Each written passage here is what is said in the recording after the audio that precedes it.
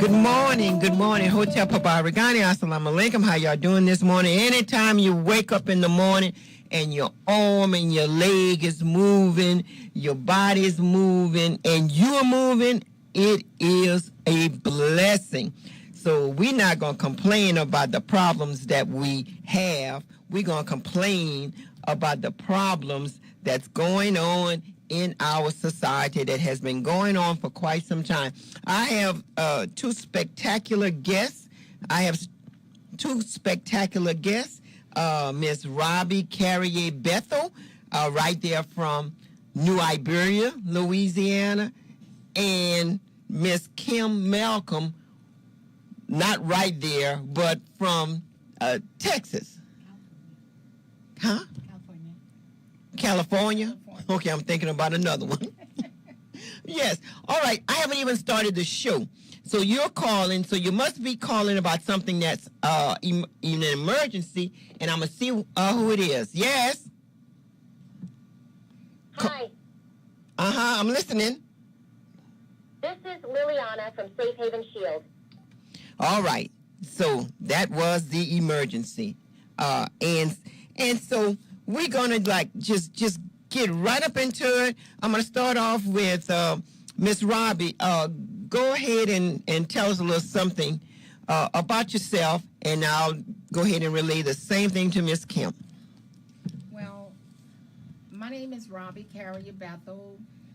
Most people in the surrounding area, New Iberia, call me Robbie Carrier.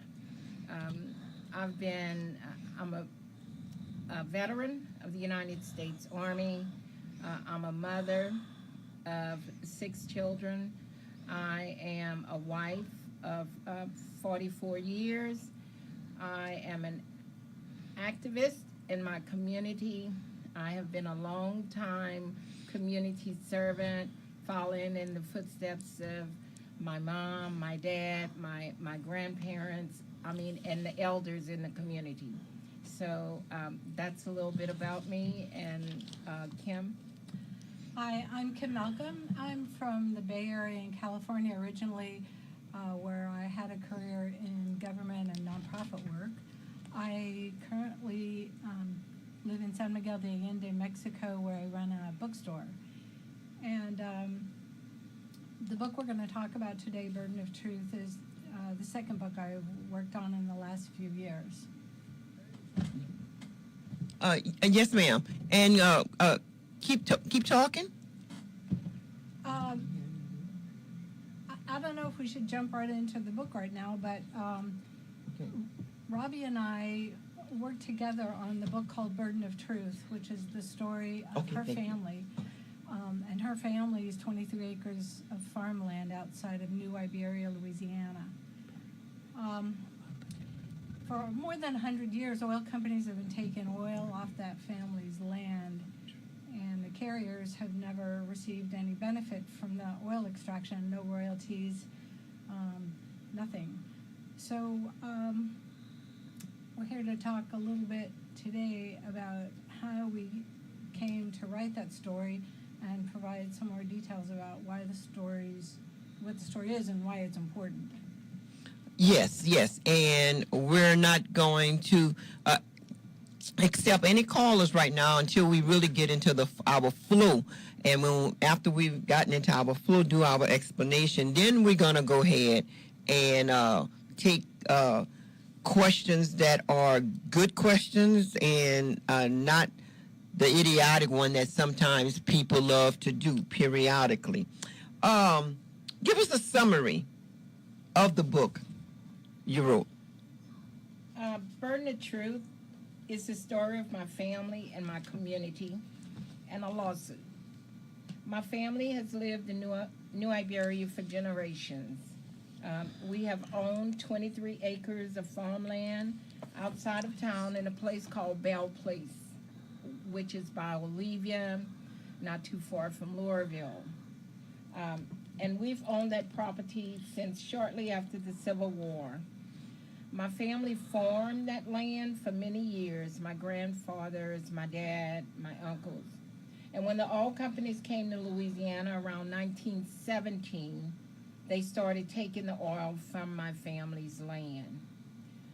They are still taking the oil from the land, and we have never been compensated.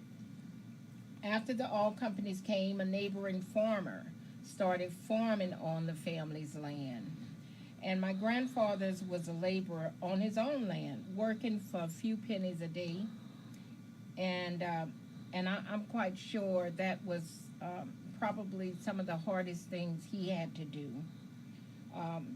He worked on his own land as an enslaved man, and the family couldn't do anything about it because the legal system didn't serve the interests of blacks in Louisiana, and lawyers did not work for black families. And we all know what has happened in New Iberia and Iberia Parish in reference to what has happened to running the blacks out of town, the lawyers, the doctors, the KKK rioting. So my grandfathers, like so many of your grandfathers, did not have an opportunity or did not have the ability to seek any kind of justice on their behalf.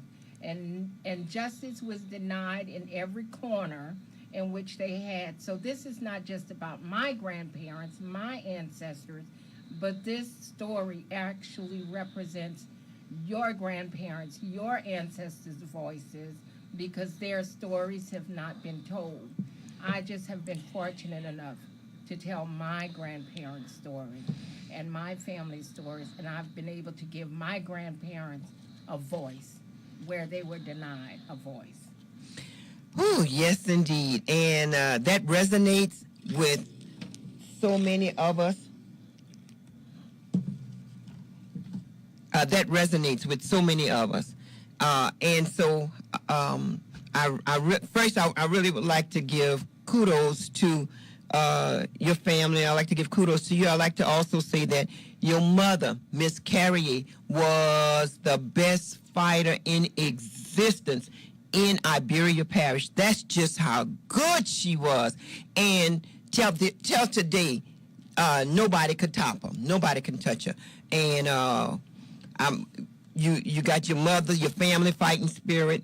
So a few things I wanted to say, but then how did you and Kim come together? That's what I need to find out. Miss Kim? Well, I was traveling after I retired from my work in California, and I wanted to write a book, and I decided I wanted to write a book about something in Louisiana. So I came to Louisiana. I was staying in Lafayette, hoping to write a story about Zydeco trail rides, but I wasn't invited to any. And then one day, an article about the Carrier family showed up on my screen, my computer screen, and it was about Robbie's efforts to get justice for her family. And I said to myself, this is someone I need to meet, and this is a story that's important to me. And I found Robbie's address and showed up at her door the next morning. Oh! I said, I want to write the story of your family. And she said, I think God sent you to me. And we've just been working on it ever since. Oh. And there's also something funny about the way Kim showed up at my door.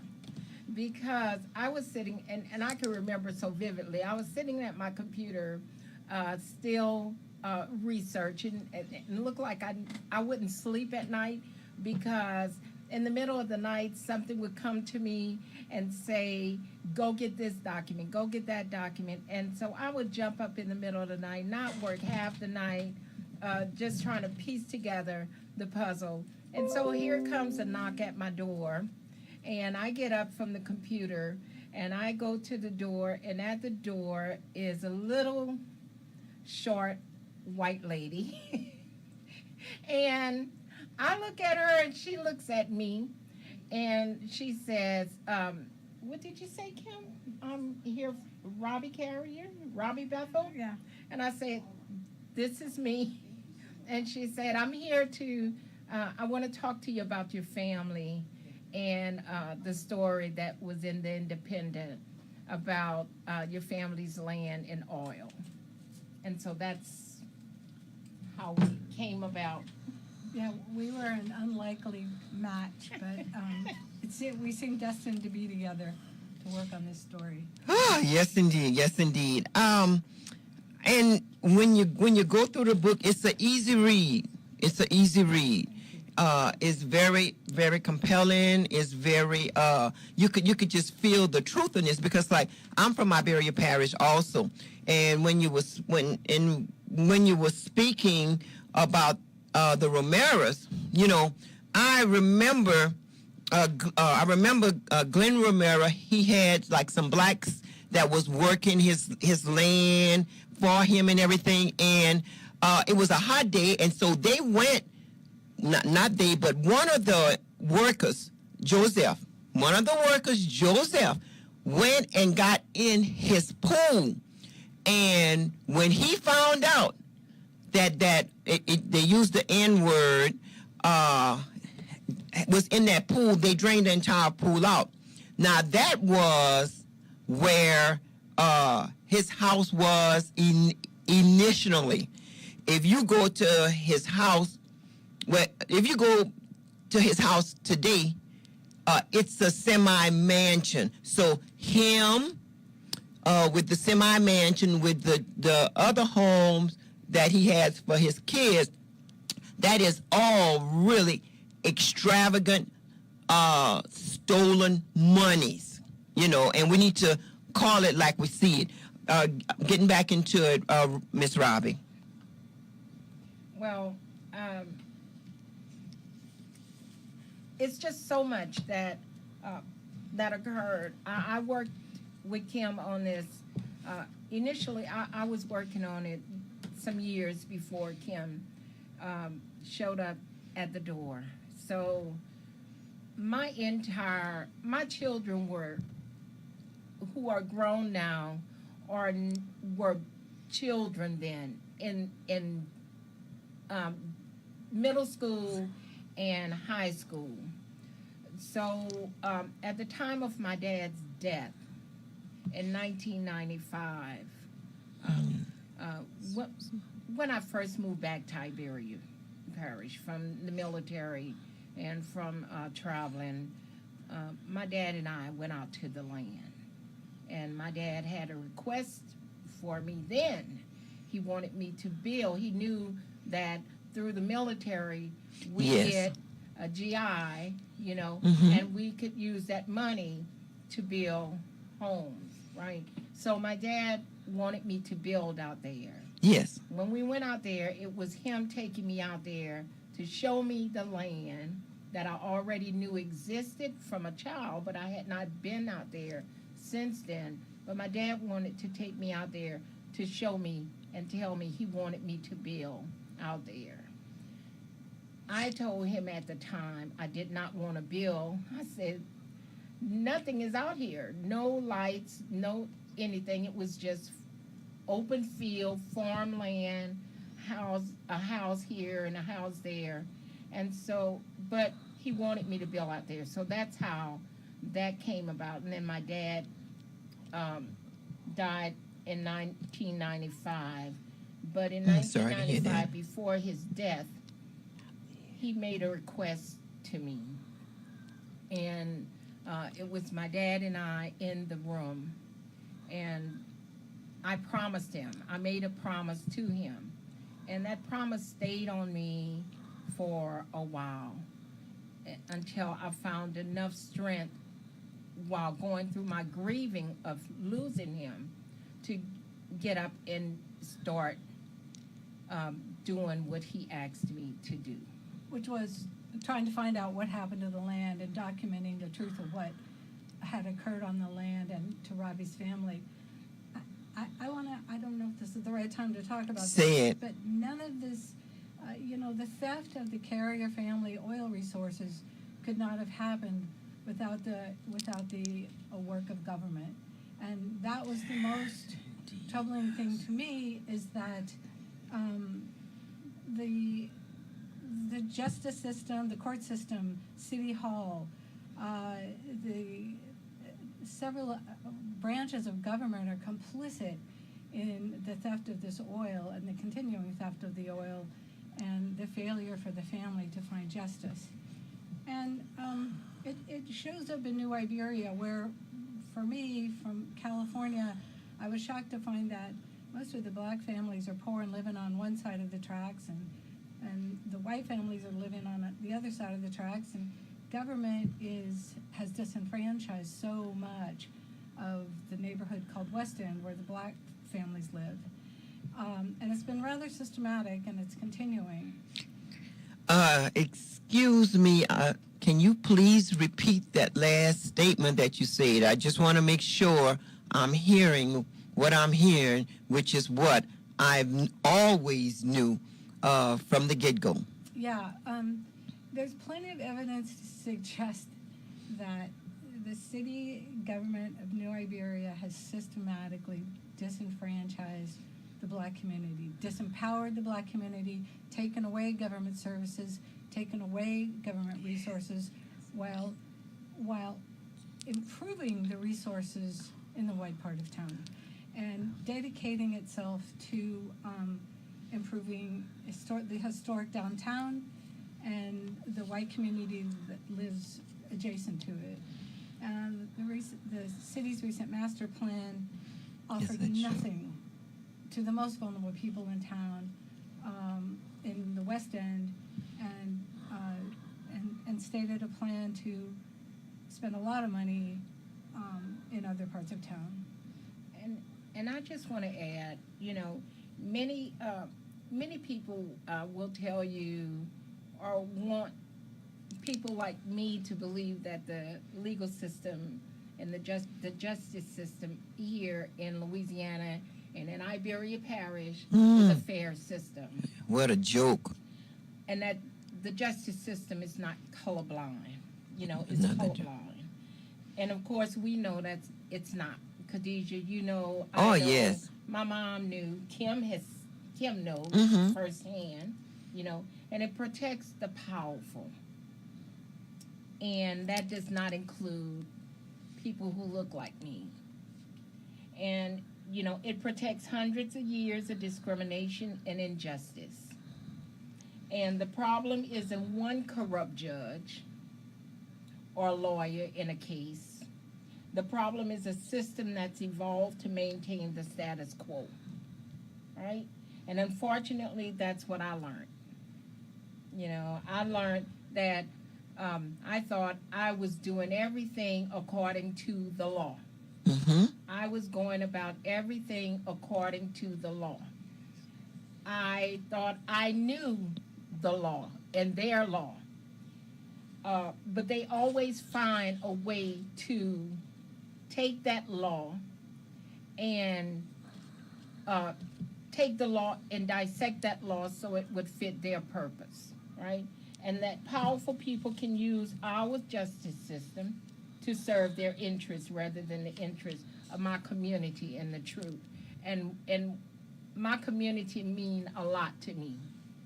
That's a place that my mom them and my grandfathers and my mom them laid down their roots. They labored in the vineyard. They labored to build a community. And what I've seen since I've been here has been heart-wrenching, because I've seen the community be disenfranchised time and time and time and time again.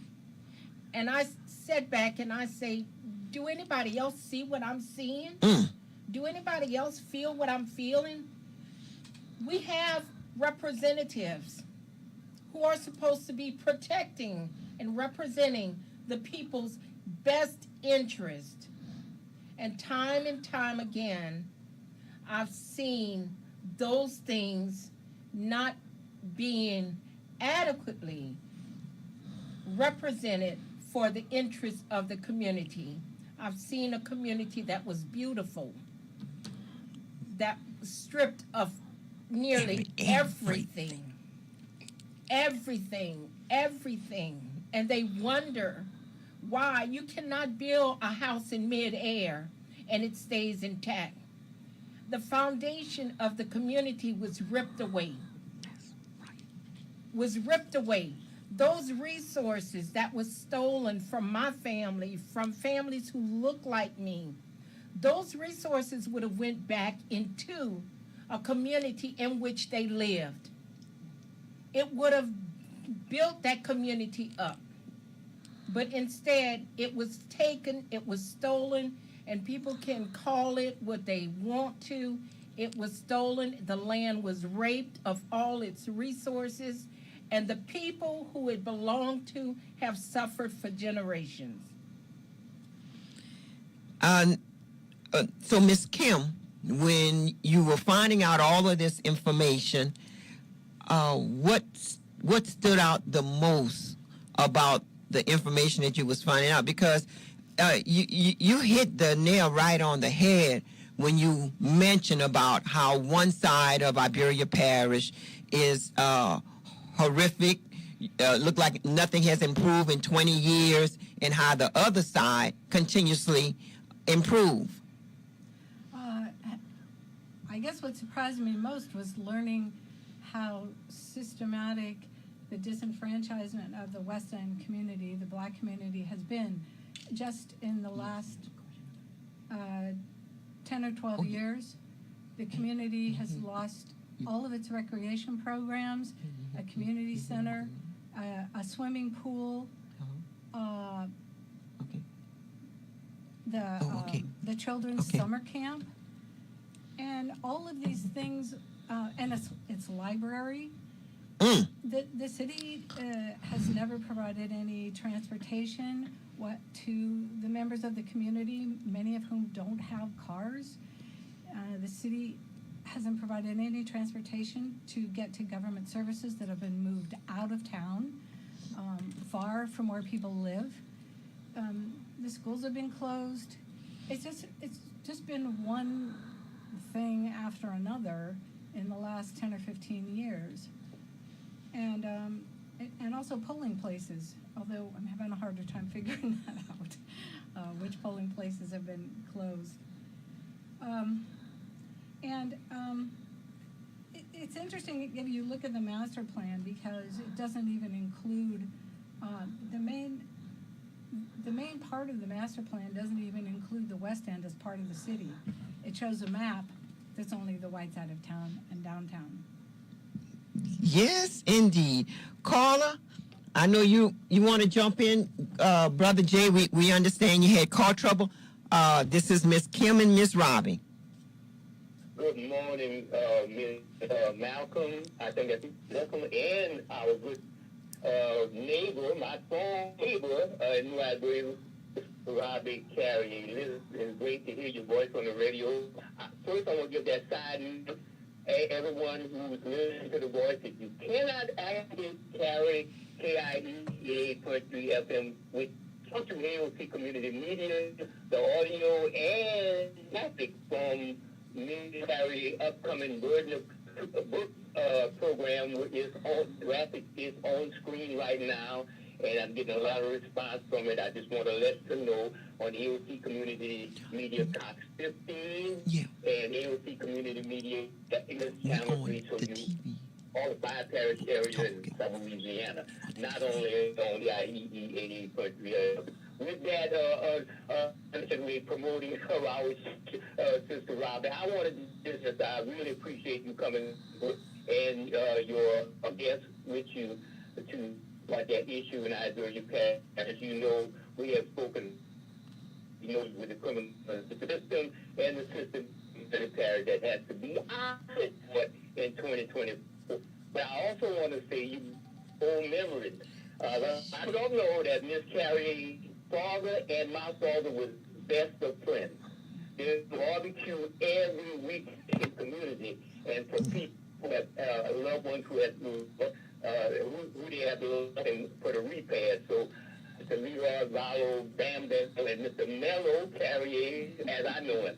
And I want to say to you, Robbie, Mr. Mello, before I hooked up with Sister as a community activist, Mr. Mello was the one who encouraged me to be an activist. Wow. And he told me, we were talking discussing the upcoming David Duke, and that was years ago, election, and we were talking about some things, and my father said, well, son, you shouldn't get involved because it's dangerous stuff when you talk about people. Well, Mr. Mello said, no, Bam, let your son be an activist and talk about those things. So I want to thank you for just knowing your fault, and he was a great friend of mine. And the strange part, and of course, they died within months of each other in 1995. Yes. It's a troubling time for me to have those two individuals and my father pass on.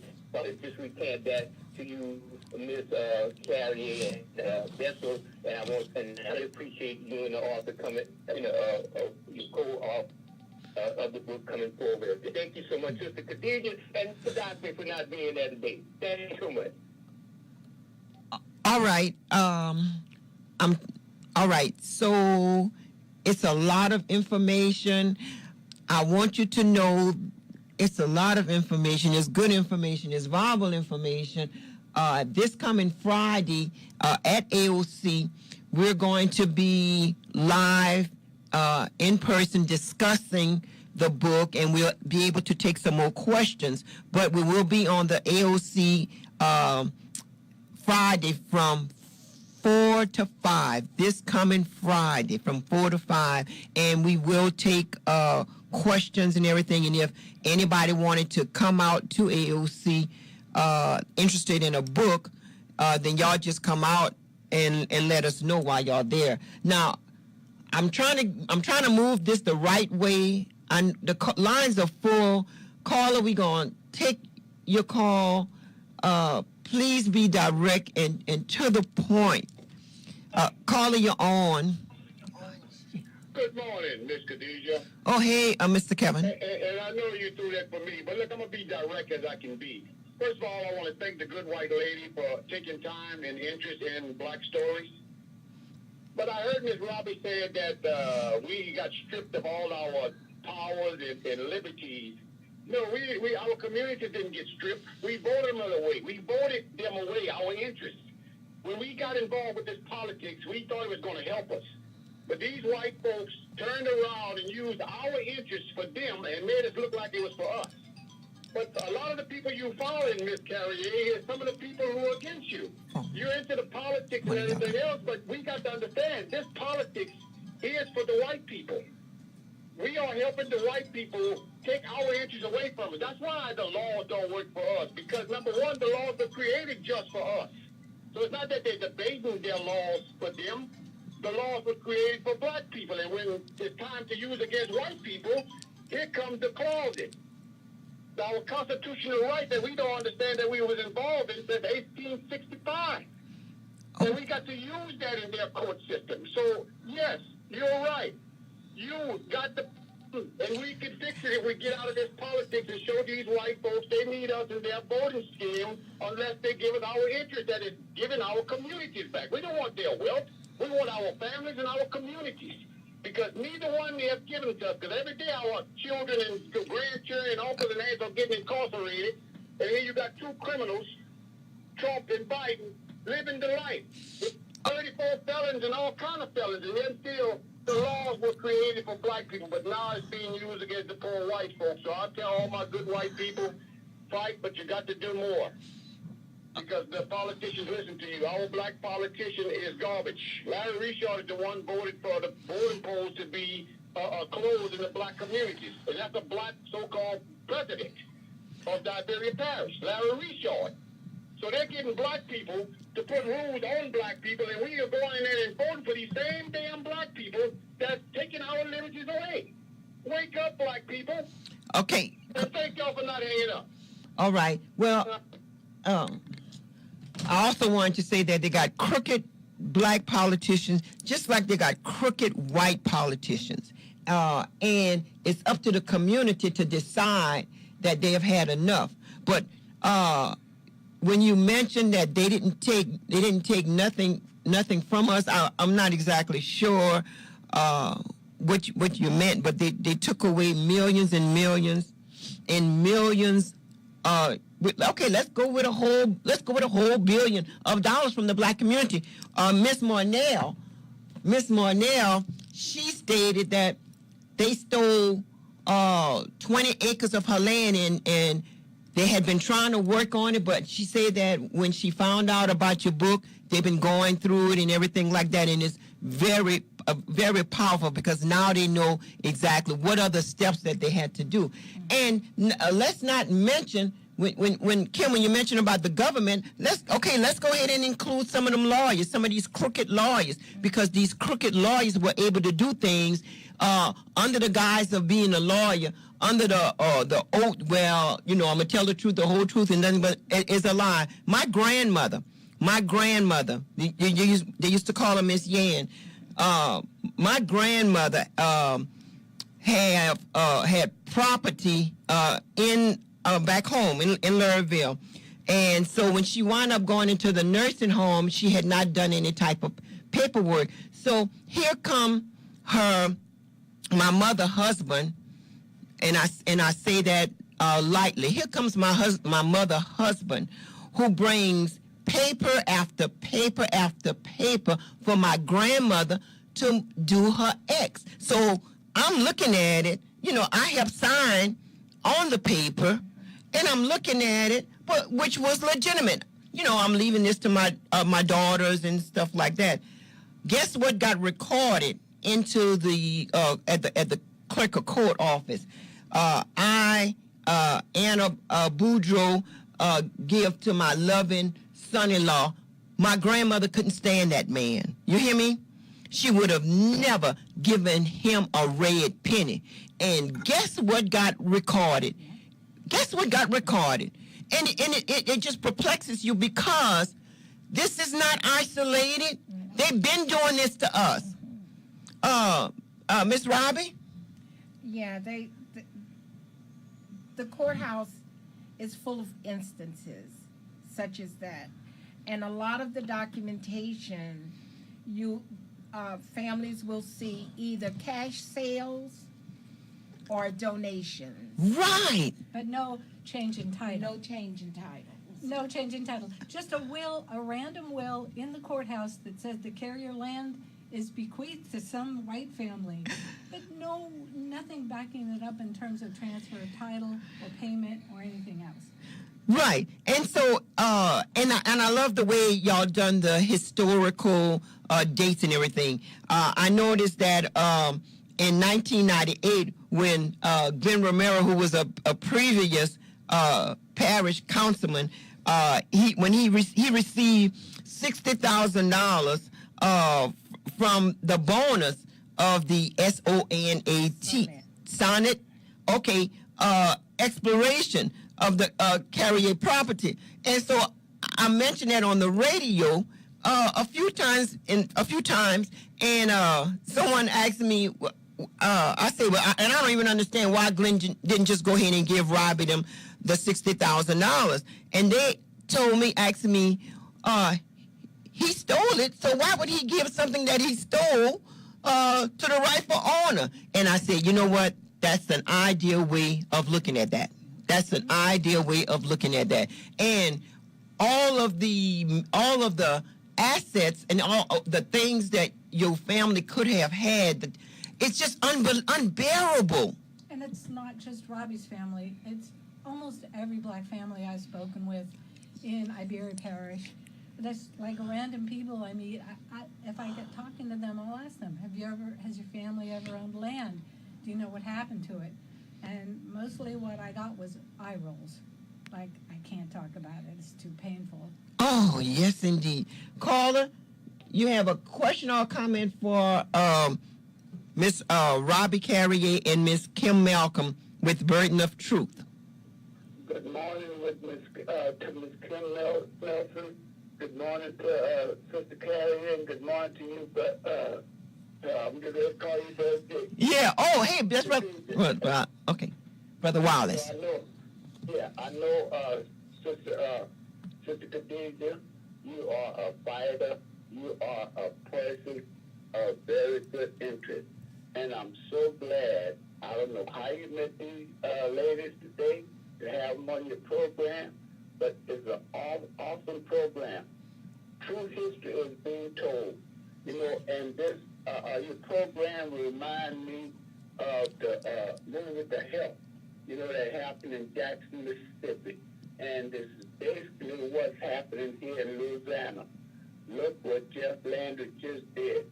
Took $1 million away from Yes, the homeless, right. from the Catholic service that's helping people and stuff like this here. Yes. So everything that they telling, if the people don't believe it, it's because they've been brainwashed by white education. And white education didn't give us nothing, but they taught the blacks how to misuse us in politics. Yes. This is what's really going on, you know. And I appreciate everything that y'all saying today, because it's waking me up further than what I was when I went to California. And I'm getting ready to write a book, from Louisiana to California, from California back to Louisiana, and walking the pit of living hell. Yes. Thank you guys. All right. Yes. And Brother Wallace, you could definitely catch us at AOC this coming Friday from 4 to 5. And if you want to come and get a book so you can have your outline, that'll be ideal. Yeah, well, you know, I got a program that come on from 10 to 11 on Friday at AOC. So I'm a part of AOC. I'll be there. Yes. Okay. Thank you so much. Thank you so much. And all right. And I know, yes, he has a program on AOC at from 9 to 10 that morning at AOC, and it's like a nice informative program where you're on the radio and you're being recorded live, somewhat of like we're doing right now. Now, there's so much that we need to get through, and it seems to me it's the calls. We're so glad that y'all calling. We just completely appreciate that. Now, in 2019, it was a preliminary hearing in May versus Romero, and that was held by Judge Sigui, the assisting district attorney. Is that the same? Is Sigui? That's the same Sigui that took almost 8 tries to become a judge and everything. Yes, I've mentioned that, and I continue to mention that. And can you please explain to me, Ms. Kim, what he meant when he stated August of 2019 that the court dismissed Carrier lawsuit on the basis of prescription, finding that the Carriers waited too long to file their lawsuit? Can you explain that? Yeah, I'm not a lawyer, and if I were, I wouldn't know Louisiana law except what I've learned along the way with Robbie. But prescription just means in law you have a certain amount of time to bring a lawsuit for damages. And the judge, after a very brief hearing where the Carriers didn't have an opportunity to make their case, the judge issued a decision at Chevron's request dismissing the case on the basis that the Carriers waited too long to file the case. Now, there are a lot of exceptions in law, and there were a lot of circumstances that the Carriers and documentation that the Carriers were never permitted to present to the court. And this is important because it's not a simple, straightforward case. And it's also worth mentioning that the Carriers' lawyers didn't fight that order, and they didn't stand up for the Carriers' procedural rights when that order was issued. And we're pretty sure that they changed their minds about who they were representing in the middle of the case. One of the attorneys that was engaged by the Carrier family has since been disbarred, not for work on the Carrier case, but for other work. Mm-hmm. And so, in layman's term, you just stole $1 million from me. So the $1 million that you stole from me, including interest that you stole, is invalid because you waited too long to let the courts know that was your your money that was stolen from you. So evidently, stealing do pay off. And I need to Yes. say I need to say this, that when they said that we waited too long according to prescription, it really didn't make any reasonable sense to me, because my grandfather suffered from 1917, where there was no path to justice for them, to go into no one's courthouse and say, or to go to anyone and say, these white men or these all men is trotting upon my land in the middle of the night, and they are setting up these wells next to my home, and I didn't give them permission to do so. They didn't have a path to justice where they could go into a courthouse and file any suit. So that did not make any reasonable sense to me, because that was actually theft from the beginning. And at that point, my grandfathers didn't have the opportunity to go into anyone's courthouse and say and get any kind of justice, and surely not from the people who were in charge, the sheriffs who were yes, indeed, the sheriffs, the KKK riders. All of those were involved in all that. So where was my grandfather's gonna go? That's right. And so they didn't say, we didn't steal from you. We didn't steal the land. We didn't rape the land. We didn't take your money. We didn't do. They didn't say that. They said you waited too long to come get it. Yes.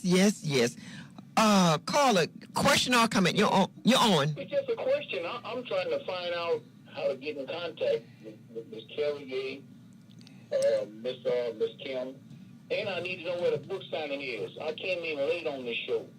Somebody hit me to it. They said, "Yeah, I'll go to the show." On June 29th. Because I have a friend going through the same thing, and he's been through a ring with this. Okay. I can help him. I don't know. Okay. We giving you the information right now, sir. Okay. All right. Thank you. Mm-hmm. On June 29th at 2 o'clock, Robbie and I are going to talk about the book at Africana Bookstore in Lafayette.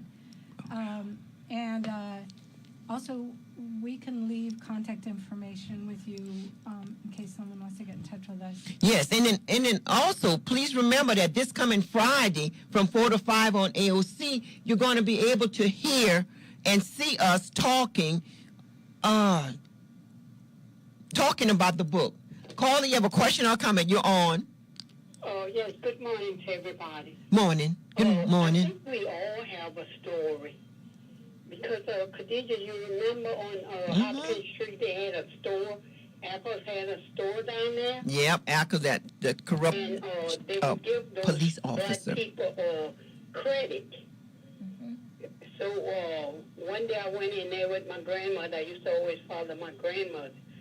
And she presented my grandmother with the tablet stating all the stuff that my grandmother had bought, which she didn't buy. She just added that on to the paper.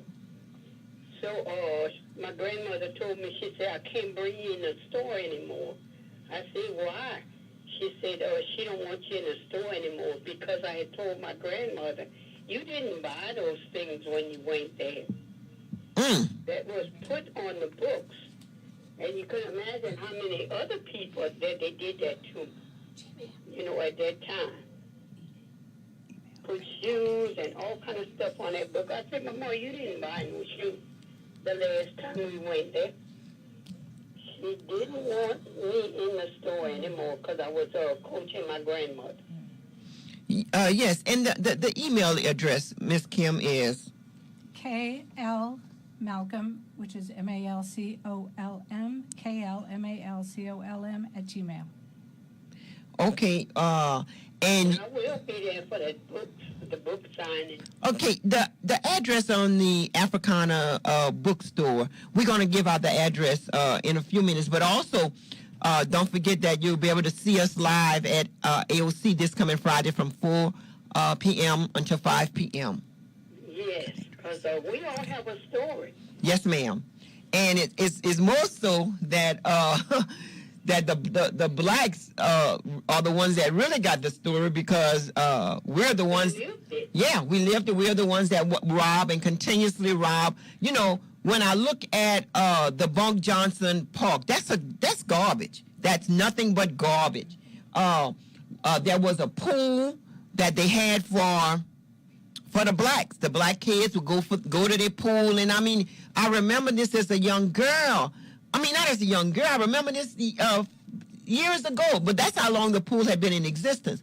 Come to find out, they decided to get rid of the pool and put up some some BS. What is called a little pad where the water go up and what is called. A splash pad. Isn't that a joke and a half? Isn't that a joke and a half? And we paying taxes as well. Mm-hmm. And the book signing at Africana Bookstore is 800 East Vermilion Street. 800 East Vermilion Street. That's right here in Lafayette.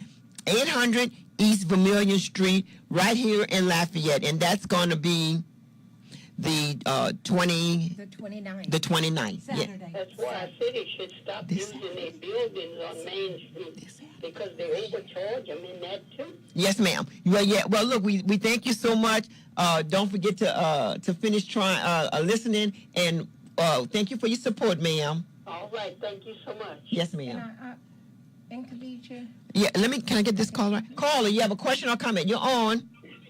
I have a comment. Go ahead. Yeah, everybody keep talking about that swimming pool in the western area. Why that swimming pool in the area, western area, really closed down? When we take it open, got the pool open that year, do you know the blacks had the nerve not to attend at the pool and not to support it? When we was coming up, we supported that swimming pool. What's going on now? Everybody got pools in their backyard. So how can a pool operate if nobody goes there? So you're saying is that's why they closed. Black people put a lot of things on their show. Okay. And then y'all carry it out the wrong way. And then a lot of black people, well, I'm not sending my children to the old thing. I'm sending my children to the west, to the city folk. That's how that went down. Okay, you're saying that's how it went down. Yes. Repeat yourself again. Beg your pardon? I say, can you say that again? You was talking really fast. Say what again? About the pool situation? Yes. It's closed down? Yes. It's closed down because us black people wasn't supporting our pool. We had swimming pools. Myself had swimming pool in the backyard. But when I was coming up, I came up in Dodge City. Since 1966, my mama moved from there in 1997. But we supported our pool in them days. Now, in this generation, they're not supporting that pool. They wasn't supporting. Everybody had those pools in their backyard, and the ones that didn't have the pool in the backyard, well, I'm not sending my children to their old park when you be shooting it. I'm sending my children to the city park, and that's what happened. Okay. That's why we don't have none of this. So they should be appreciative of that little splash pad that they have. Okay. And worry about other situations, how that Western Park looking right now. Okay. All right. Thank you so much, caller. Okay. All right. Well, I want to say that they should be thankful for that little BS splash pool. That's a serious joke. Because you could go and get a hose and run underneath the hose for what that little splash pool do. And help me out here. The city park still have their pool. The same tax dollars that the city park has to pay for the pool at the city park, it's supposed to be the same tax dollars that's what paid in New Iberia for the West End Park. You know, I would like to know why we still got that little bitty toilet, that when you go in that little bitty toilet in the West End Park, you got to sit halfway out the toilet, the other part you're out and stuff like that. That's been there since I was a little girl. And there's no lock on that door, the girls' bathroom. No lock. On the girls' bathroom door. No lock. No lock. Need I Holes in the walls. Need I repeat myself? Need I repeat myself? Caller, you have a question or a comment? You are on. Yes. I have a comment. Another thing about that pork situation, which is just talking about, go to the city park and talk to Heather Dominic, who hides behind the white folk. Because before they started renovating that park, I used to take a client to the park all the time over there, and I've seen the condition of that park. And when I told Heather about it, when I would talk to Heather about it, Heather would say, "Well, that's not your business to be reporting that.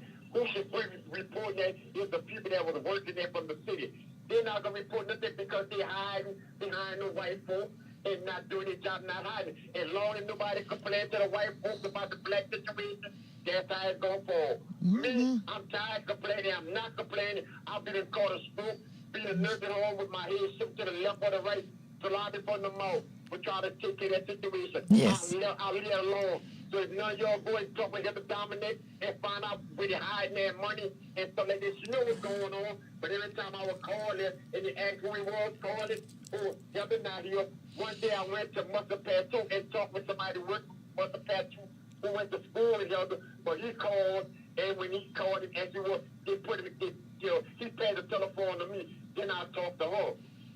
Now they starting to do things in that city, in that Western Park, but still nobody talking about why they got these big yellow blocks back there in front of their school when you got to walk to the front to get to the Emory Lewis, how you call that? Pavilion. That one needs to be, they need to be worrying about that too and stuff like that. Caller? In their bathroom, talk to Heather about that. That is why we're not getting nothing done as is. Caller, you don't have to repeat that at all. Okay. I could. They're hollering about that little splash pad. You can run a horse and thing. That's another joke they're doing right there too. All you're doing is joking, girl. Stop with yourself. Yes. That is not. You're making fun and you're joking. You're clowning. You're all black. And all of the thing you're supposed to be with what you hear again? Sister Khadijah. What you said? What's your title again? I'm a concerned citizen. No, you're more than a concerned citizen. You know who you're talking to, because I can repeat my name. You're more than a concerned citizen. But you also make jokes, too. Yeah. You had them sugar, and then when they run it down hot, 100 degrees weather in that park.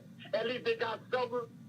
Yes, you could run a horse. When you going to run that horse to Springfield now, because I'll go there and run over to Springfield now if that's necessary. But they should be real half. Okay, caller, you've made your point clear. And, I made a joke about it because that is a goddamn joke.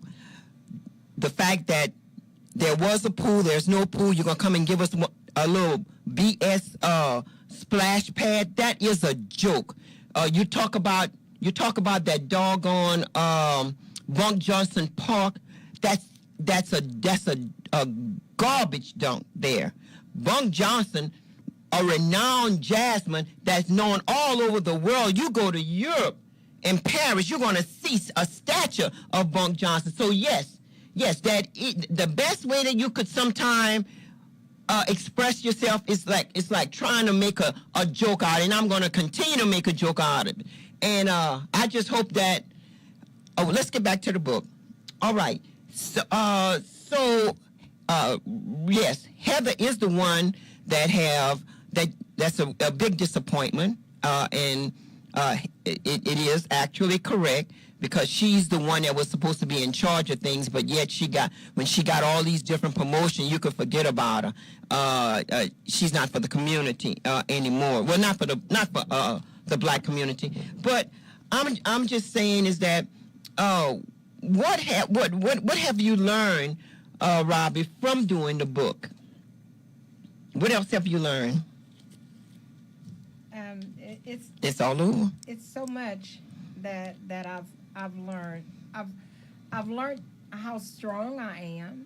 I've learned the strength of my voice. Yes. I've learned that to be consistent and persistent. Okay. And I've learned how important it is for not just me, but the community to proper bury their ancestors, give their ancestors peace and rest by giving them a voice and telling their stories and not being afraid and representing your community and standing up and opening your mouth and not being afraid of what you perceive to be powerful people.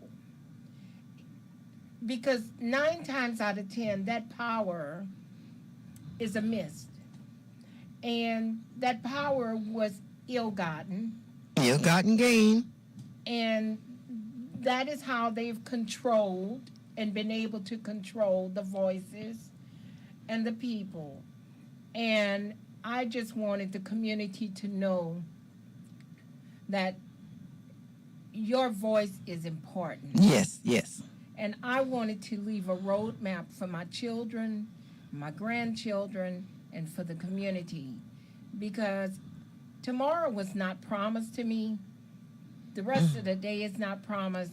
And I did not want to leave this place called Earth with everything that I knew in my head. Yes. I wanted to put it out there, and I wanted the truth to be told, and I wanted the courts to call my grandfather's name. Mm-hmm. Yes. I wanted them to say Alphonse Carrier. Uh-huh. I wanted them to say Melvin Carrier. Mm-hmm. I wanted them to recognize and say, yes, this is your land. Yes, yes. But I also was not expecting them to deny me.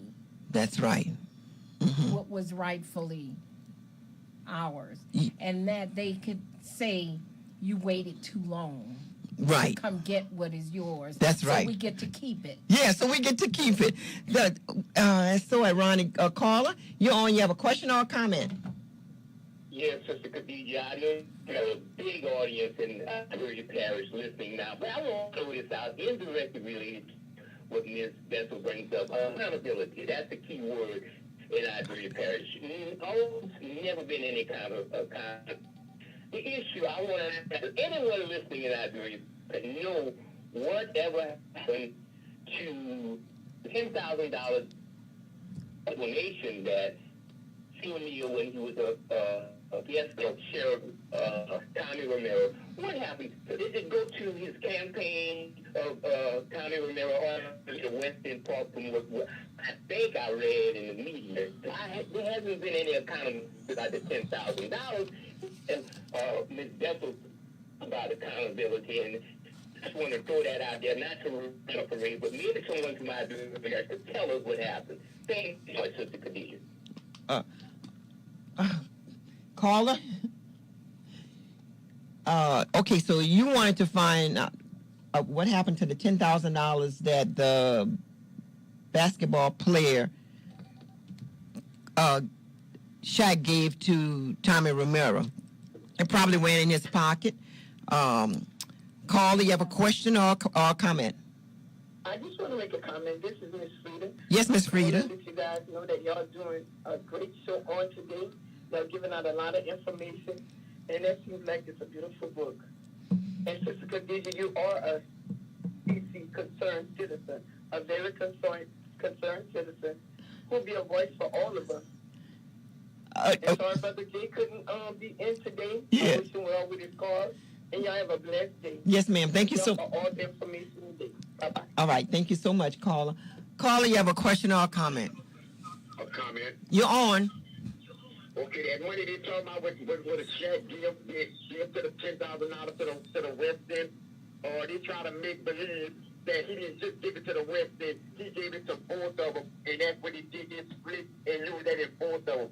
That's when I asked about it, that's the feedback I got back. That's where the money went. All right.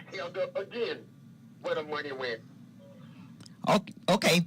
All right. So, thank you, calling. Okay. All right. So now, we're just trying to. Caller, you have a question or a comment? Yes, I'd like for Mr. Romero to come on your show and give an explanation himself as to what he used the money. You could forget about that. I know he's not gonna come. That's for sure. But that's a good. Well, we putting it out in the atmosphere. Mr. Mira, Mr. Do, and then when you read the book, that's what's so good. The timeline shows you so much when you're reading the book, and that's why it's important that we document things in our family history and everything like that, and we talk and expose. And you have all. Explain what's in the back of it, Miss Kim. I just wanted to say these aren't just empty accusations that are made in the book. Robbie has pulled together so many documents to support her suspicions and her accusations and her allegations, and there many of them are identified in the back of the book in the endnotes. And the book is also a bit of a roadmap for people who are in similar situations and want to pursue their rights. Yes, ma'am. You heard, caller? I did. All right, thank you. And y'all have a blessed day. Yes. And give him that opportunity. Just to see if y'all give him the opportunity to come on. Oh, yes. All right, yes. Sure enough. Opportunity for Glenn Romero, Dewey, all of them to come on, and let's just talk, which we know that'll never happen. Go ahead, Miss Robbie. I just want to say I don't know if we're getting ready to close, but I just want everyone to know that when I started this journey has been a hard journey. I really did not know how long it was going to take, and I've lost a lot of loved ones along the way that I wish that was still here. I had one of my cousins, Rita Faye Sparrow Landry, who actually started this journey with me, and we have a lot in common, and we are related. And she started this journey, and she encouraged me even when she was not feeling her best. On days she would pull herself up, and we would go to the courthouse. So through this journey, I've lost a lot of loved ones. My mom started out on this journey with me also. She's gone, and my brother. So I'm doing this and continuing to do it so that my children and my grandchildren, and hopefully your children and your grandchildren, will pick up wherever I left off and use this book as a roadmap for your families. Yes, Miss Kim? Well, I just want to thank you and the bigger community for the opportunity to talk about what we've done in this book. And I also want to say, one of the callers thanked me for being white and representing the interests of the black community. And I just want to say, we're all in this together, white, black, brown. What I learned is what some people in the white community have done to create enormous pain and suffering and stress for some black communities and individuals and communities together. And we're on this together. We're not going to succeed as a country, as a larger community, unless we pull together and take care of each other. That's right. And as for writing books, I mean, one of the best corrupt cities in existence is Iberia Parish. They're one of the best corrupt cities in existence. Even when you go to Granger, Harry Granger and David Oliver served some 32 years on a murder that they did not commit when they knew who had committed the murder. And when they finally got out of prison from Angola, they have to pay probation it was like 80 something dollars. Now it's 100 and something dollars a month for the rest of their lives. 60 Minutes came down and done a whole segment on Granger and David Alexander. You take Ackle, one of the most corrupt sheriffs in the world. You take him. You know, we at a meeting, myself, Mr. Kevin Broussard, Mr. Donald Broussard. Ackle was so mad that he was hitting on the desk, telling people in his office, y'all don't, at the meeting, that hitting on his desk, you don't know me, I'll do this, I'll do that. He was furious because the insurance company decided that they were not going to carry any policy when it came down to Sheriff Ackle because of all of these litigation, all of these things that they had to pay out. So we have books, and we have books all over. This coming Saturday, what time? 2 o'clock. 2 Okay, o'clock 2 to o'clock. 4 2 to 4. at the Africana bookstore. That's on, is it 800 Vermilion? Vermilion. Okay, 800 East Vermilion. 800 East Vermilion. We'll be doing a author talk and book signing. And the burden 820 of, the burden Vermilion of Street. truth, you know, is the truth. You know, as I know the truth, and everything that's said in there is well documented, with documentation to back it up. Anything that was alleged, anything that we've stated, any names that is in there is all backed up with documentation. Yes, it is. Yes, it is. And like I said, it's a good read. It's a power pack information.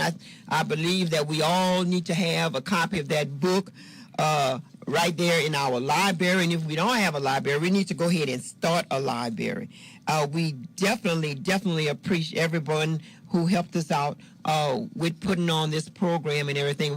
We must thank Brother Jay. We got to thank Mr. Freeman, Mr. Charlie, AOC, and our number one fans that's out there. We definitely have to thank y'all. We have this caller right now, and caller, you're on. You're on. Yes, good morning, Sister Khadijah. Oh, good hey. morning to you and your guests and your listeners. Yes. Christos and your Iberia. Hey. I'm calling on concerned to congratulate your guests on that beautiful presentation. And Ms. Carrier, I support you and your family 100%. This is another subject I'm trying to spearhead. For the last several weeks, Mount Calvary Baptist Church has been feeding the kids in the Western Park, and also at the Boys and Girls Club. This Thursday will be their last. This will be their last time doing it. Now, starting in July the 9th, they will only do it on a Tuesday. Right now, they're doing it on Tuesdays and Thursdays. And I have, if I understand correctly, Ms. Bethel's name was mentioned about the possibility of she and her family doing it in July. So what I'm calling to see if we can solicit for individuals that listen to your program on a regular basis to come forward and step up and bring some donations in. And those donations would be hot dogs, hot dog buns, and wieners, and the whole 9 yards to feed these kids that frequent the park, and also the Boys and Girls Club, which is also adjoined to the West End facility. So again, I'm calling to see if I can get these individuals to step up and donate some items to help us feed these kids in the park during the summer months. That would be for the hopefully entire month of July. Now you can bring those supplies if you're so willing to bring them to the Western Park and designate they are all for the to feed the kids. And we have facilities over there. We can cook some chili over there and ball of wieners or whatever you want to do, and let's help these kids out. Mr. Wallace, before you get off, I understand that when Shaq gave the $10,000, it was split by the West End Park and the City Park. Do you have any knowledge to that? Well, I've heard of it, Miss Sister Khadijah. I've heard of that, but as far as it goes, that's about it. I think the funds were used to purchase equipment, if I'm not mistaken, but you probably have to go to someone above me to get the the complete story on that. But I know I've heard it. I did hear the donation, but I think it was spent. I'm hoping it was spent wisely, which I'm sure it was. All right, that's your opinion. Thank you so much. Highly appreciate you. Yeah, but again, I appreciate you allowing me to come on with this PSA. But I'm looking forward, Miss Sister Khadijah, for all those individuals that talk the talk. I want to see if they walk the walk. Bring those supplies to the West End Park. Designate what they are for, and we'll take care. I promise you that it won't go to waste, and it won't be given to the selfish. It'll be given to the ones that don't need it, whether you're homeless or not. But it's spearheaded for the kids. But if you come in the park, which I do know they have homeless people that do frequent the park, they will be fed just like anybody else. Yes. All right. Thank you so much. Okay, caller, you have a question or a comment? Yes, good afternoon again. Yes. But why is it always that we rely on the people and not the people that's running in politics to give donations to the people? Because they're the one making the rules and regulations on how to feed the people. But yet instead they're always using the kids, how important it is to the kids, but they're willing to let them starve to get a vote.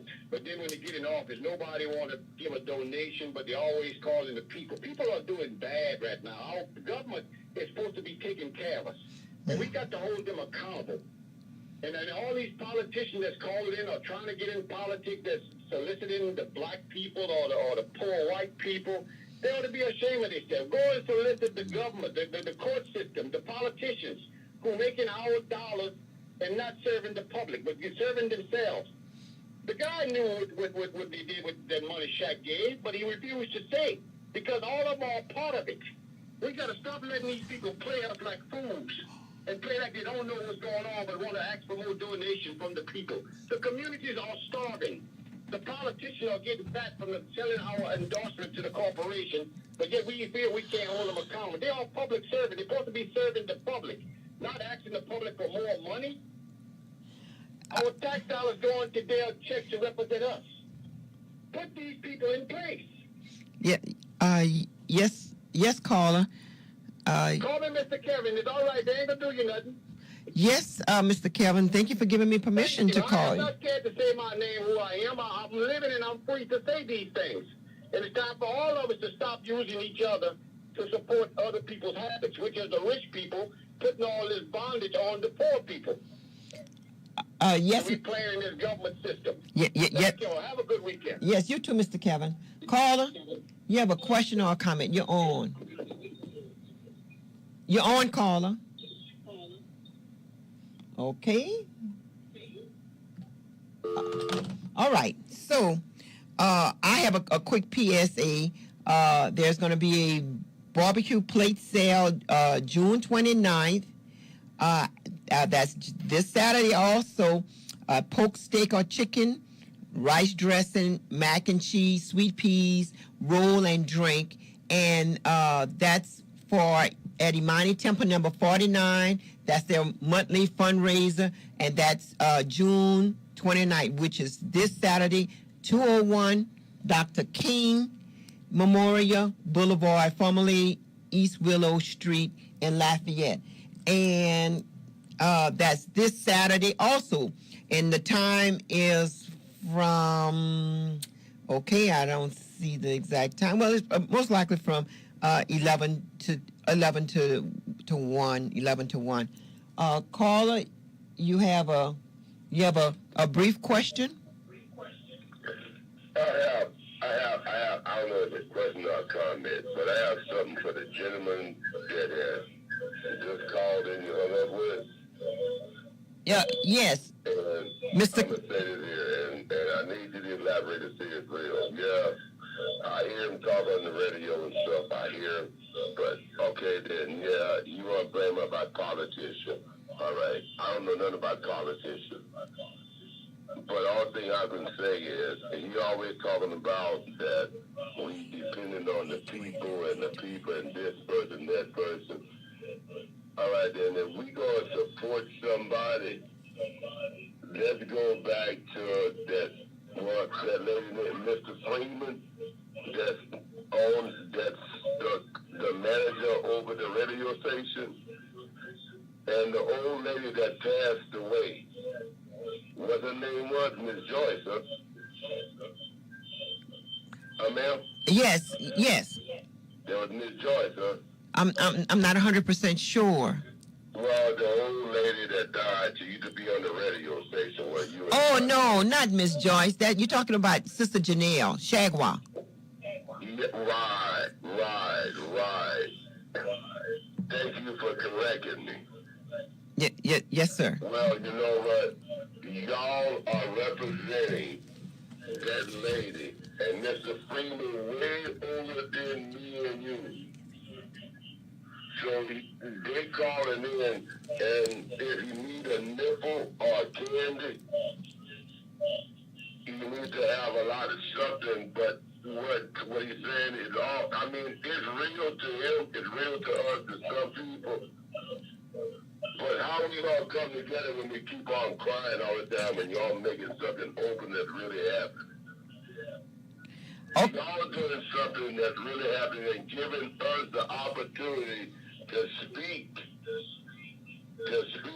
But it's negative, and I've been listening to it for a long time, and I never call you up, Ms. Doris, to speak to you. But let me tell you something. Sometime I hear you on the phone, and you get fed up with stupidity conversation.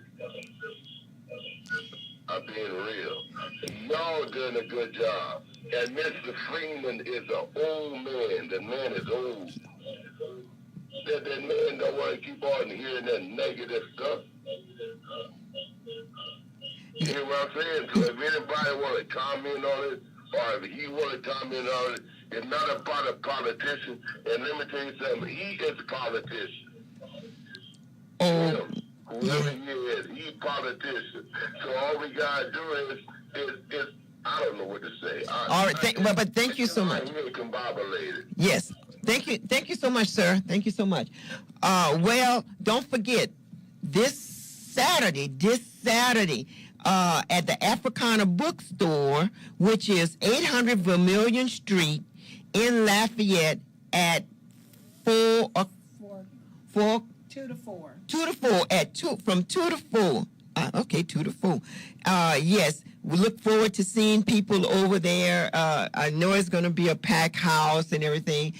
Miss Kim, you have people that stated they're going to use the book as a guideline and everything like that. Can you give out your email address? Yeah, again. KLMALCOLM @gmail. Okay, Miss Robbie. Again, we want to thank you from the bottom of our heart. We want to thank you for doing something that most people could not do. And what else would you love to hear coming in with what your book was able to produce? I just hope that the book serves as a true guide for families to maybe read with your children and grandchildren, and start to have those conversations in your house with your families, and start to document, start to know that you have to leave a trail, a roadmap. And I think that a lot of times our children are confused because they don't know where it began. And you can't just build a house in midair and think it's going to stay intact. You have to lay that foundation. So I'm just thankful and grateful to my grandparents, my grandfather, and to my dad for even taking me out to the property when I was a little girl and for my remembrance, and just appreciating when my dad asked me to find out what happened. It just reminded me of what they had to probably endure. And every day, I want to just say this and then I'm going to stop. Every day that I researched and I thought about my grandfathers and what they probably had to go through, and the tear that they left this earth with in the corner of their eye because they were not able to do what needed to be done to preserve, to ensure that their heirs, their grandchildren, their children would one day have. That reminded me how important it is to give proper burial to my grandfathers so that and my grandparents so that they could rest in peace. And so now I'm at peace with what I've done. And this is not the end. By no means it's the end, but it is a roadmap. Yes, I know you're at peace. I just feel to believe that once you stole something, you should try to repair it. You should try to give back. You know it's not yours. Those homes that they're living in, they got that off of ill-gotten gains, stolen monies, and there should be some type of restitution. I mean, it doesn't matter how you look at it. I would love to leave a house that's paid for my son, from my grandmother, from my grandfather, from all of them. But I can't leave him anything because it was stolen from my grandparents. And even when you think about all of these people, black doctors, lawyers that was run out of Iberia Parish by the track, your mother, your aunt, yes, Franzella Walter, and they knew who it was. You knew who the Klansman was back then. They even had a ballpark in his honor, one of the most racist white men in existence. And they're able to have their grandchildren, great-grandchildren to live productively off of the monies that they stole from your parents, your ancestors, my ancestors, and it's not right. And no matter what, you want to live in a white picket fence and your house paid for and everything paid for. Well, I want to live in a black picket fence with my house paid for and me leaving things back. So you got to. This has to be made correct one way or another. I want to add one thing. It's important to remember that these small plots of land that were granted to black families in the 19th century was all that they got for generations of enslavement. And so when that small bit of reparations was taken from these families, what they're left with is nothing. And it's an insult to their struggles and their fortitude and their efforts to feed their families on this land. And I want to say this too, and I'm going to stop. One of the things that I told Kim also was that Iberia Parish will never be able to thrive and become all that it can be, all that God has intended it to be. It will never reach its full potential because it was built on a lie. And until those lies, the truth is told and made right. It has to be made right. The veil, the black veil, has to be pulled up, and it has to become exposed, and it has to be mended. And until those things are done, we will see businesses leave our parish.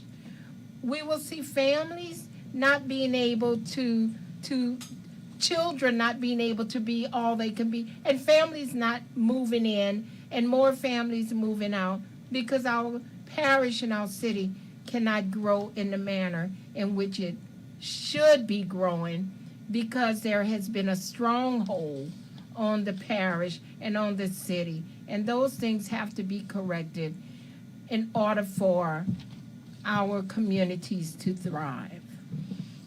And yes, again, it's a powerful book. It is an easy read. It is informational. And you did say that you could order it off on Amazon. Yeah, it can be ordered on Amazon. You can go to your local bookstore, Books Along the Tesh, and they can order it for you. Barnes and Nobles, a number of places, but Amazon, you can order it on Amazon. Walmart has it. And black and white. And I wanted to say this, on one of the timeline that was dated September 2019, the defendants of the Dewey family, that's Bo Dewey, the district attorney out in New Iberia, Louisiana, 16 JDC, submit an untimely letter to the 16th District Court in opposition to the Carrier lawsuit. This in itself just make you want to just strangle this type of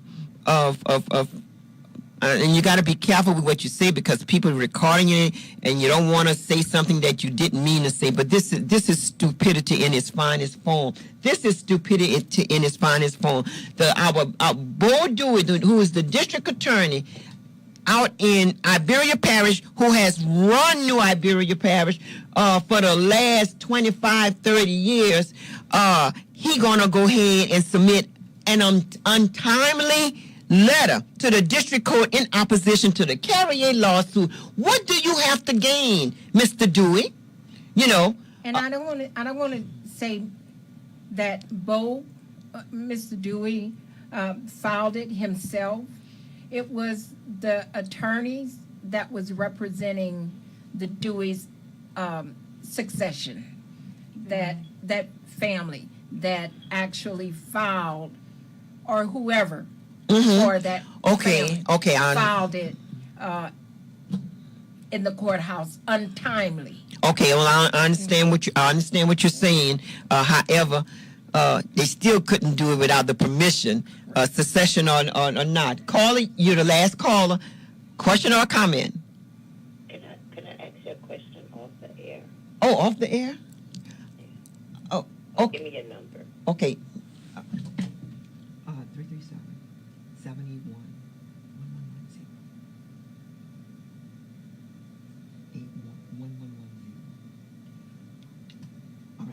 1110. And again, I'm looking forward to the program this coming Friday at AOC. Want to thank Brother Shaheed, Brother Jacob, Brother Jay, AOC, for giving us the opportunity to bring a power pack program, and we're going to be having, and the title of the program is Burden of Truth. We're going to be having Miss Robbie Carrier Bethel and Miss Kim Malcolm. We're going to have them at the studio doing a live segment, and we just want to thank everybody that participated, and we look forward to it. Caller? Yes, ma'am. Uh-huh. I have that lady that you were speaking to, and whoever got off the telephone with you, and y'all was talking, and I was listening to your conversation. Ma'am, I have to give y'all that honor, because you know why? Y'all were talking real. Y'all were talking real honest, you know what I'm saying? Because God gave us y'all to call to the radio and speak our opinion, all right? And I felt you and that lady conversation. Y'all, that conversation was held, it touched me. Because not, and you know what it is, your radio station that you have, that you own right now, Let me tell you something. We are very honored and blessed to have it, y'all time to listen to us about our situation, and that's how it begins. You see what I'm saying, Mr. What you understand what I'm asking you know? Yes, sir. And that's real. Completely. If it's something I'm calling your radio station on for stupidity, you can tell me, Herman, I don't need to talk to you because you're talking crazy. Oh. And I respect that from you. Yes, sir. But I'm listening to y'all all. And y'all the elders. Y'all older than me. You know what I'm saying? I'm not saying y'all old in the ugly way. I'm very honored and blessed to be in y'all presence, to call you up. And I heard that lady talking. It's real. Yes, sir. It's real. Yes, sir. What? And it's real, yeah. Yes. And you know what, too? I don't know where Brother Jay is. He had car trouble. He never cut me off. So look, y'all got it real, and y'all got Brother Jay in the cutting. God got it. I love him, man. Okay, yes, sir. I love him, man. And I appreciate that. So I don't hardly call in y'all radio station like that, but my heart, y'all touched my heart this morning. Yes, sir. Yes, sir. Thank. Yes, sir. Thank you so much. I ain't gonna call you back no more. No, yes, sir. We signing off. Thank you. Yes, ma'am. All right. Again, we had a power pack show and dealing with the burden of truth, a path to justice for my family and community by Robbie Carrier Bethel and Kim Malcolm. They're going to be this coming Friday from 4 until 5 live at AOC in Lafayette. And on that Saturday, they're going to be right here again in Lafayette at the Africana Bookstore, 800 East Vermilion Street, 800 East Vermilion Street. Well, we want to thank everybody that participated. We want to say that, Brother Jay, we hope your transportation comes better. And also, when y'all in New Iberia, you got to be careful. They got a lot of roadblocks, and the cops are out there.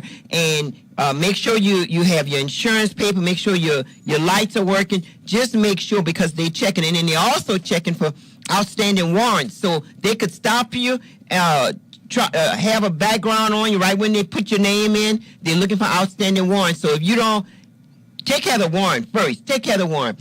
Have your valid driver's license. Have your insurance. If not, don't drive, because they're gonna lock you up. We want to thank everybody that participated, and thank y'all so much. And we are out of here. Goodbye. Then I guess that it's wise to be cruel.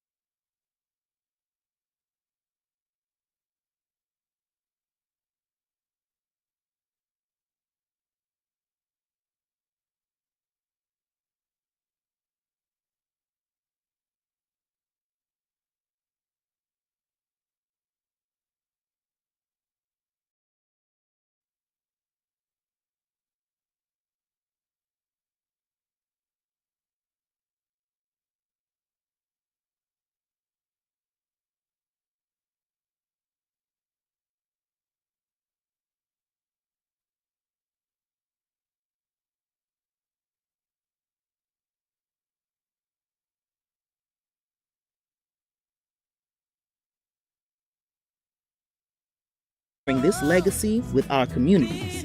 The Open Line Radio and KIEE 88.3 FM, your community source, celebrates Black Music Month.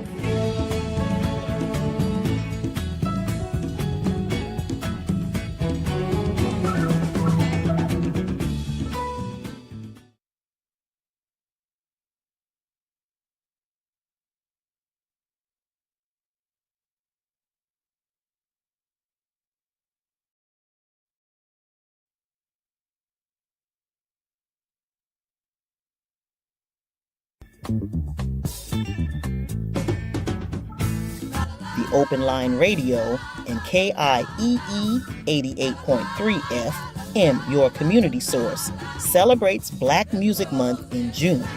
Black Music Appreciation Month is an annual celebration of African American music in the United States. It was initiated as Black Music Month by President Carter, who, on June 7, 1979, decreed that June would be the month of Black music. After the announcement by Carter, the bill never passed until 2000, when activist Deanna Williams' 10 years of effort persuaded Congress. Williams played an essential role in the creation and solidification of Black Music Month, along with Kenny Gamble and Ed Wright. Since the beginning of colonization, music and song formation has been a preservation technique for African culture. Slavery is a significant part of Black music's origin and historical evolution. While colonization tried to dilute and erase African culture, Africans maintained their stories of culture through the language of songs. Black Music Month recognizes their development into genres such as rap, jazz, soul music, funk, hip-hop, and more. Let's all celebrate Black Music Month by teaching and sharing this legacy with our communities. The Open Line Radio and KIEE 88.3 FM, your community source, celebrates Black Music Month.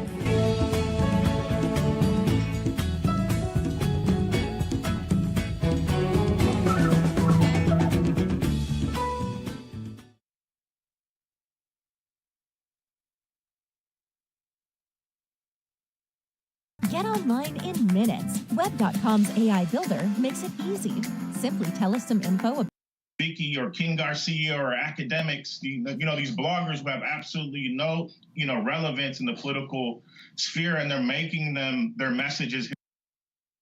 Voting is not the be-all to end-all. But what is important for our folks to understand is that, unfortunately, what we are not doing is using all of our power. Over the last several election cycles, Black voter turnout has been down. Look, now we totally understand that because the historic election, the nation's first Black president, caused record numbers in 2008 and 2012. Now we're seeing those numbers drop back towards pre-Obama levels. But here's the problem with that. And this is where the percentage of votes that Trump got in 2016 made the difference. When you see Black turnout drop, then that actually makes the 8, 10, 12, 14% that he got even more important. We're seeing right now, of course, a lot of these white polls talking about he's going to get 20, 23%. None of the Black polls show that. But the problem that we have to understand is that whether we're talking about Biden versus Trump, whether we're talking about Jeff Landry becoming that MAGA Trump-light governor in Louisiana, whether we talk about what's happening in other states, Kemp in Georgia, or county level, mayors or whatever, when Black people are not maximizing our voting power, what we're doing is we are making it possible for folks who do not support our positions, who do not stand with us, to then have power and for them to then be able to determine our fate. I made that particular point as the elections were going on in Louisiana. Activist Gary Chambers was on the show talking about that. Gary posted this, give me 1 second. He posted a series of things on Instagram talking about this very issue. We kept driving this point home, and you know what? A bunch of other black media was real silent. And see, so my problem for right now is I don't want to see these black media people right now doing stories and posting tweets about what's happening in Louisiana if y'all wasn't saying a damn thing before he got elected. And it's a whole bunch of folks out there now complaining about the bills being passed, the power grab that he's involved in. And guess what? They were real silent when it came to trying to get people actually registered to vote. And so what do we now have? We now have a far right-wing MAGA Republican who is seizing power because they now have a supermajority in the legislature, and so they can do whatever it is that they want. And so when we talk about these things, what could happen if Trump wins in November? If you think what's happening in Louisiana and Mississippi and Alabama and Florida and Georgia and Arkansas and Tennessee is bad, oh boo, you ain't seen nothing until they take the White House and the United States Senate in November.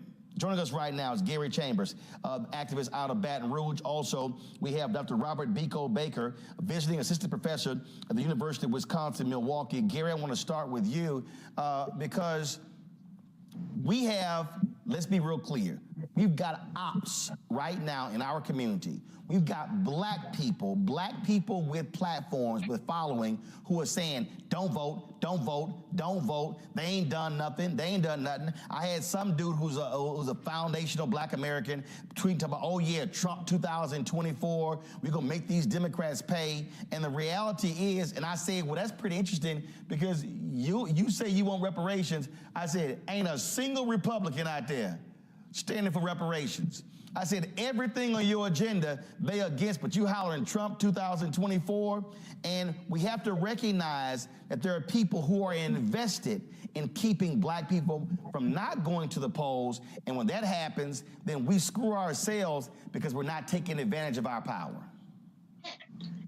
You know, Roland, you're absolutely right. We have it seems like an all-out assault from some folks in the hip-hop and entertainment industry, a lot of influencers out there. And when you say don't vote, you tell me that you fundamentally don't understand how the government works, especially if you are somebody who's paying an immense amount of money in taxes. You don't stop paying your taxes, but you're going to tell me that you're going to stop voting. Every time you go to the store, the government takes some of your money. So what you're deciding is that I'm going to let other people decide who spends my money. You're also deciding who's going to determine the quality of schools. You're deciding who's going to determine who leads my police department. You're deciding who's going to determine the quality of the libraries in my community, whether or not my potholes get fixed. There are people who have the privilege of being single-issue voters.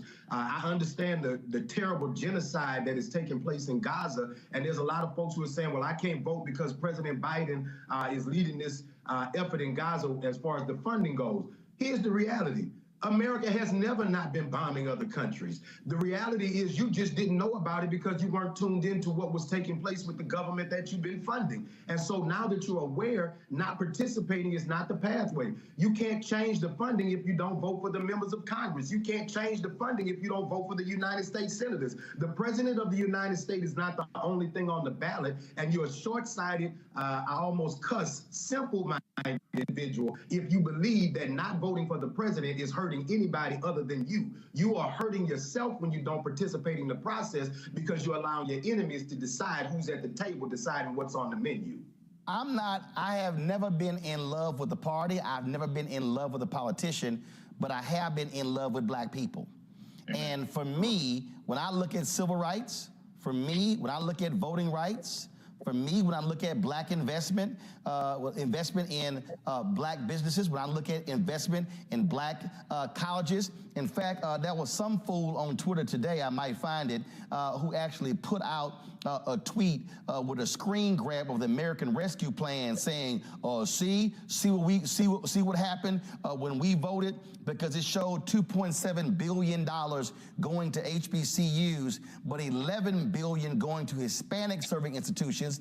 But this person was too stupid to realize that a Hispanic serving institution is any university that has 25% or 20 or 25% more Hispanics. Texas A&M qualifies. PWIs qualify. So this fool puts out information saying how, oh, we lost out on funding. What he did not post was the $16 billion that HBCUs have gotten over the last 3 fiscal years. But that's sort of the nonsense that we see. And what these folks don't understand is, and it's crystal clear, these folks don't plan all of the money HBCUs have gotten, the student loan debt relief over the last 3 years. We talk about investments in black organizations. Also, not only that, under Trump, they were bundling contracts, so only large companies could compete for them. The Biden administration has been unbundling contracts so smaller businesses can qualify. None of that stuff happens if they are back in charge. That's just a fact. Amen. Amen. And when you look at what's happening across the country with community violence interruption, digital equity grants, infrastructure, you can see the Biden plan at work. And my main problem with the Biden administration, they did a very bad job telling the story. We all remember during the Obama administration, the signs, the stories, the influencers everywhere. Unfortunately, the Biden administration took a little bit too long to warm up. And I'll be honest with you, Robert. Obama was bad too. He had to come out and admit that we thought people were gonna get it, and it was like, no, bro, you got to sell it. That first stimulus bill they passed, they didn't tell anybody, and he was getting nailed. And it was like, dude, you got to sell it. This is Democrats' part of Democrats' problem. As Plies talked about, they don't know how to take credit for stuff. Right. Amen. I'm not going to debate. We can go back and revisit the Obama administration. There's a lot of things that we should have did differently, both as a community and he should have done as a brother. But he was better. He was a much better salesman. And they got a very difficult salesman at the top of the ticket. And I think that's why we need to get people like yourselves, out on the road in these battleground states really telling the story. This is a very clear issue. And I know a lot of my people come from the more radical left and we're looking at Palestine and it's a very horrific thing. But I think even that is clear when you see Nikki Haley in Palestine, riding on bombs and celebrating babies being killed. I think we have a really big difference, and we have to be honest about where we're at. If not, we could be in a lot of trouble. The thing here, I'm going back to not in love with a party or an individual. And what you have with these ops, Gary, they're out here going, you butter biscuits, you dancing, you tap dancing, and all this sort of stuff. And I'm sitting here going, no, I know what the hell I'm talking about. Because federal, state, county, city, school board, right now in Houston, the largest school district in Texas, majority minority, folk are pissed off that Mike Miles is controlling the process because the Republicans in Austin took over the legislature.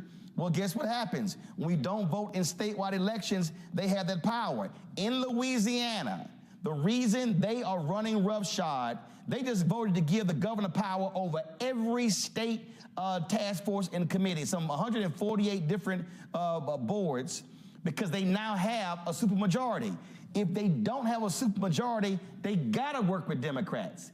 Supermajority, they can do what the hell they wanna do, and they are moving fast to completely dismantle and seize power for the next 100 years in Louisiana.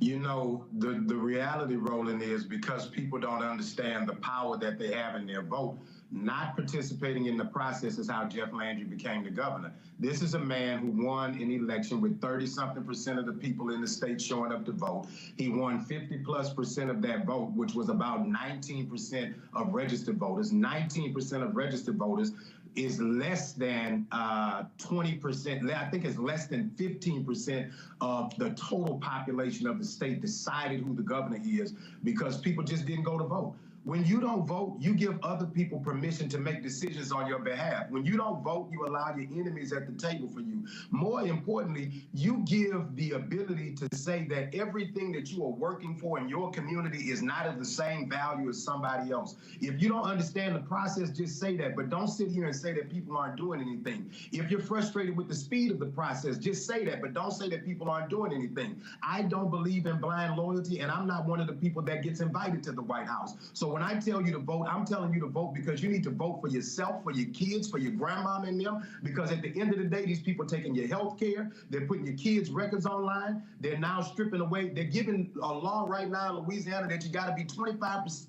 feet away from the police officer if you're filming them when they're brutalizing you. So the question is, does the cop have to take measure, or do I, to determine how far we are from the police officer? The governor is going to pick the chairman of the board of every state college and institution in the state. He's going to pick the chair of the board for every board that's in the state. Why does one man need to have the ability to appoint the chair of the board if you appoint the members of all of these boards in the first place? Because I want to control what's on the agenda of every meeting in every corridor of the state of Louisiana. And if you got anything on there about diversity and inclusion, if you got anything in there about equity, I don't want you there. And that's because you just decided you couldn't go around the corner 5 minutes from your house and click some buttons in a machine to make sure that somebody was there to defend you and your family. Here's the reason why this really jumped out at me, and that is when I look at various polling. Now, first of all, again, I understand a lot of these polls in terms of how some of these are. And so this was a story that was in the Hill. Share of Black Americans planning to vote drops. And it says fewer Black Americans are certain they will vote in this year's election than in 2020. Only 62% of Black voters say they are absolutely certain they will vote in November, which is a drop from 2020. Now, first of all, this is May. It doesn't mean the number is not going to go up. The issue that I have is, and again, I totally understand people's concerns. I absolutely understand genocide, Israel and Gaza. I totally understand people who say they wanted the George Floyd Justice Act, they wanted voting rights legislation. I understand all of those things. But here's what I also know. Republicans, if they control the House, the Senate, and the White House, every single one of those 5 million Americans who got student loan debt relief, they're going to roll that back. I absolutely know, and it's guaranteed, Donald Trump has already said, y'all find me the soundbite, he has already said, oh, we're going to let cops do their jobs. We're going to grant them blanket immunity. That's going to happen. You have right now 10 patterns and practices investigations, Robert, with the Department of Justice against police departments. They have been putting prison wardens, jailers, corrections officers in prison for brutalizing inmates, many of them African American. They have been shutting down banks and others, redlining Black communities. None of those things will happen under a Trump Republican Department of Justice. And so if you was thinking about sitting on the couch, better understand you're going to be real pissed off when another Black man gets shot and killed by a cop and you don't have a federal investigation. You're going to be real pissed off when funding dries up for HBCUs. And then you're going to be like a lot of the Black folks in Louisiana complaining on social media when they could have did something about it. Man, I gotta say amen again twice in the same episode. And so, yesterday I was watching your old network, and Brother Tim Scott was on there talking about jobs and justice, and he was saying justice, getting rid of the FBI and Department of Justice, and it's mind blowing in the context of Shelby versus Holder and their gutting of the Voting Rights Act and what they've done to make it harder for people all across the country. Now,